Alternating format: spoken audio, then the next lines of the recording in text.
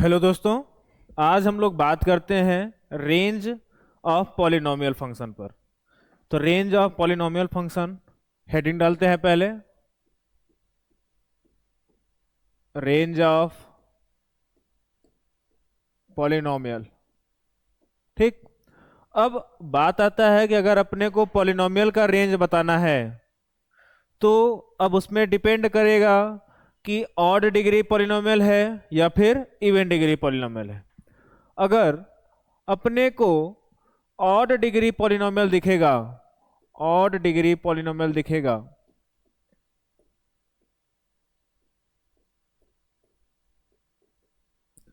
तो उसका जो रेंज होता है वो रियल नंबर होता है। अब बात आता है कैसा होता है ऑड डिग्री पॉलिनोमियल। एक्स होता है मैक्सिमम डिग्री, किस ऐसा कोई पॉलिनोमियल जिसकी मैक्सिमम डिग्री 1 हो या फिर 3 हो या फिर 5 हो।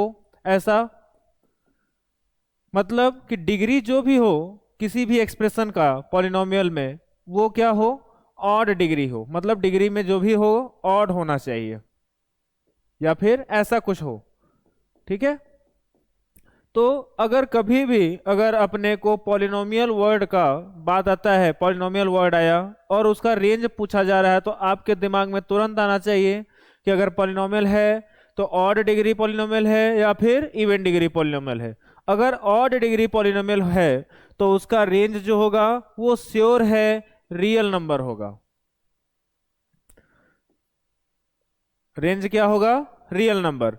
और अगर डोमेन के लिए देखा जाएगा, डोमेन के लिए देखा जाएगा तो पॉलिनोमियल वर्ड आते ही डोमेन हम तुरंत क्या बोलेंगे, रियल नंबर। चाहे वो ऑड डिग्री पॉलिनोमियल हो या फिर इवन डिग्री पॉलिनोमियल हो। अगर अपना डोमेन फाइंड करना है तो ध्यान देना पॉलिनोमियल पॉलिनोमियल आते ही तुरंत रियल नंबर हो जाएगा। और रेंज के लिए अगर बात आएगा तो तुरंत आपके दिमाग में आना चाहिए डिग्री ऑड है या फिर डिग्री इवन है। अगर डिग्री ऑड है किसी भी एक्सप्रेशन का पॉलिनोमियल है तो उसका जो रेंज होगा वो रियल नंबर होगा। अब बात आता है अगर मान लीजिए इवन डिग्री अगर आता है तो क्या होगा, तो हम इसके आगे देखते हैं। अगर इवन डिग्री पॉलिनोमियल है या फिर हम लोग क्वाड्रेटिक जैसे बात आता है तो क्वाड्रेटिक भी अपना क्या होता है, इवन डिग्री पॉलिनोमियल होता है। तो क्वाड्रेटिक पॉलिनोमियल के लिए अगर बात किया जाए तो क्या होगा। अगर हम देखें अपने पास सपोज करिए y equals to A x square plus B X plus C दिया गया है।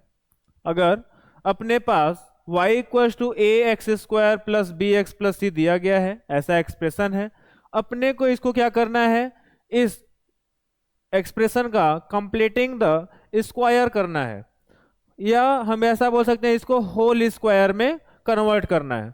तो होल स्क्वायर में कन्वर्ट करने के लिए क्या करना होता है, जो अपना लीडिंग कोफिशिएंट है, लीडिंग कोफिशिएंट क्या है, ए है, और जो अपना x का कोफिशिएंट है उस पे थोड़ा सा ध्यान देना है। तो पहला काम अपने को लीडिंग कोफिशिएंट पर ध्यान देना होगा। तो लीडिंग कोफिशिएंट के लिए क्या करना होगा, जैसे यहाँ पर लीडिंग कोफिशिएंट a है तो करना है कि अपने को लीडिंग कोफिशिएंट को 1 बनाना होगा।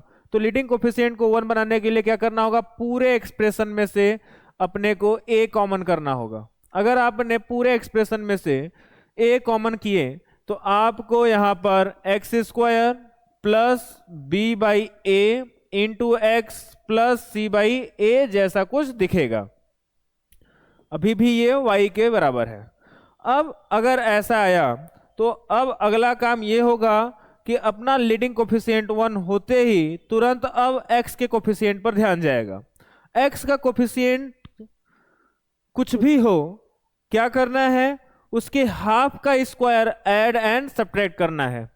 तो यहां पर देखेंगे तो x square plus B by A into x plus, अब x का कोफिशिएंट अपना b बाई ए है तो उसका हाफ करेंगे तो b बाई 2a होगा, इसका स्क्वायर ऐड किया, अब इसी का स्क्वायर सब्ट्रैक्ट कराएंगे, फिर as it is c by A को हम यहां पर कॉपी कर लेंगे। अगर अभी भी देखा जाए तो आप इसको ऐड और करेंगे तो ये वाला पूरा कट जाएगा, अपने को पिछला वाला एक्सप्रेशन दिखने लगेगा। अब अगर आप यहां से यहां तक ध्यान दें तो अपने को दिखेगा x plus B by 2a का होल स्क्वायर माइनस यहां पर अगर देखें तो b square upon 4a square plus c upon a बनेगा। आप एक काम कर सकते हैं, यहां पर पहले इसको पूरे को सॉल्व कर लीजिए, ठीक है। तो यहां पर अपना दिखेगा क्या, x plus B by 2a whole square, यहां से अगर देखा जाए तो एलसीएम आएगा 4a स्क्वायर, ऊपर अपना दिखेगा माइनस का b स्क्वायर और यहां से अपना होगा 4ac, यहां पर प्लस लगेगा और ये किसके बराबर है, y के बराबर है। अब अगला स्टेप अगर ध्यान दें तो अपने को पिछले क्लास से ही सिखाया जाता है, क्लास 10th से ही सिखाया जाता है कि d is equal to b square minus 4ac लिखा जाता है। अगर अपने को अब बी स्क्वायर माइनस 4ac कहीं भी दिखेगा तो हम वहां पर d लगा सकते हैं, जैसा कि अपने को यहां पर दिख रहा है बी स्क्वायर माइनस का बी स्क्वायर प्लस 4ac, अगर यहां से हम माइनस कॉमन करेंगे तो अपने को दिखेगा minus of b square minus 4ac। तो हम इसको लिखेंगे y equals to a bracket of x plus B by 2a whole square. अब यहां पर अगर यहां पर आप ध्यान दें तो यहां पर आप लिख सकते हैं माइनस डी, तो हो जाएगा minus D upon 4a square. अगला स्टेप अपना है कि इस a का मल्टीप्लाई अंदर कराइए। अगर आपने a का मल्टीप्लाई कराया तो आपको दिखेगा x plus B by 2a whole square minus D upon 4a बन जाएगा। अब ये किसके बराबर है, y इक्वल टू है। अब एक काम करना है, ये माइनस वाली पार्टी को अपने को उस साइड भेजना है, तो अपने को दिखेगा y plus d upon 4a equals to a times of x plus B by 2a whole square, ठीक है।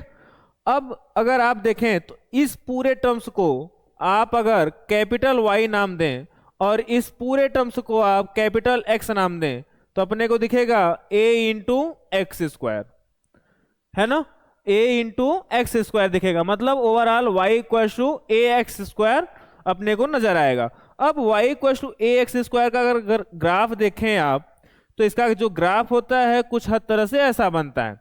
ऐसा इसलिए बनता है क्योंकि ये 0,0 से पास आउट होता है और यहां पर जो अगर हम कंपैरिजन कराएं तो यहां पर अपने पास वर्टेक्स 0,0 है। बात आएगा कैसे अब हम लोगों को वर्टेक्स फाइंड करना होगा, तो आप ध्यान देंगे आप इसको y को आप लिखें y माइनस 0 और इस x के स्क्वायर को लिखें a इंटू एक्स माइनस 0 का स्क्वायर। अब अगर देखेंगे तो ये वाला जो 0 है इस x के पास वाला जो 0 है वो है और ये वाला जो 0 है y के पास वाले 0 को लिखते हैं हम लोग। तो यहां से अपने को पता चलता है कि जो वर्टेक्स है इस क्वाड्रेटिक का या y equal to A x square का जो वर्टेक्स है 0,0 है। अब इसी के आधार पर अगर आप देखें इसको लिखें, अब ये वाला हम हटा रहे हैं, अगर आप इसी के आधार पर इसको देखें तो आप इसको लिख सकते हैं y minus D upon 4a equals to a times of x minus b upon 2a का होल स्क्वायर। अब अगर अपने को यहां से वर्टेक्स पूछा जाएगा तो क्या बताया जाएगा, वर्टेक्स होगा x कोऑर्डिनेट है माइनस b अपॉन 2a और y के पास जो होगा वो y कोऑर्डिनेट होगा वर्टेक्स का माइनस डी अपॉन 4a। तो आपसे कभी भी किसी भी क्वाड्रेटिक का अगर एक्सप्रेशन दे दिया गया होगा आप उसके आधार पर आप वर्टेक्स लिख सकते हैं। तो अपने को वर्टेक्स ये हमेशा फिक्स रहेगा, कैसा भी क्वाड्रेटिक होगा बस अपने को कंपैरिजन करके a और b यहां पर लगाना रहेगा। किसी भी क्वाड्रेटिक का आप आराम से आसानी से वर्टेक्स फाइंड कर सकते हैं। तो अपना A x square plus B X plus C जैसा एक्सप्रेशन अगर दिया गया है तो उसका वर्टेक्स क्या होगा, minus B upon 2a comma minus d by 4a होगा। ये तो वर्टेक्स हो गया। अब इसके रेंज के लिए आते हैं। अब जैसे अगर ध्यान दें तो यहां पर अपना एक्सप्रेशन है y equals to A x square plus B X plus C. यहां पर लिख देते हैं vertex minus B upon 2a comma minus D upon 4a। D अपना डिस्क्रिमिनेंट है, डी इक्वल्स टू आप लिख सकते हैं बी स्क्वायर माइनस 4ac। अब अगला पार्ट देखते हैं। अगला पार्ट ये है कि वर्टेक्स के लिए तो डिसाइड हो गया। अब यहां पर जैसे अपने पास क्वाड्रेटिक है तो क्वाड्रेटिक का ग्राफ जो भी बनेगा वो पैराबोला बनता है। अब वो अपवर्ड पैराबोला बनेगा और वो डाउनवर्ड पैराबोला बनेगा। अब डिपेंड किस पे होगा वो ध्यान देंगे। अगर अपना जो लीडिंग कोफिशिएंट है वो ग्रेटर देन 0 है तो जो ग्राफ होगा वो अपवर्ड पैराबोला बनेगा, अपवर्ड पैराबोला। और अगर अपना लीडिंग कोफिशिएंट नेगेटिव है तो ग्राफ डाउनवर्ड पैराबोला बनेगा।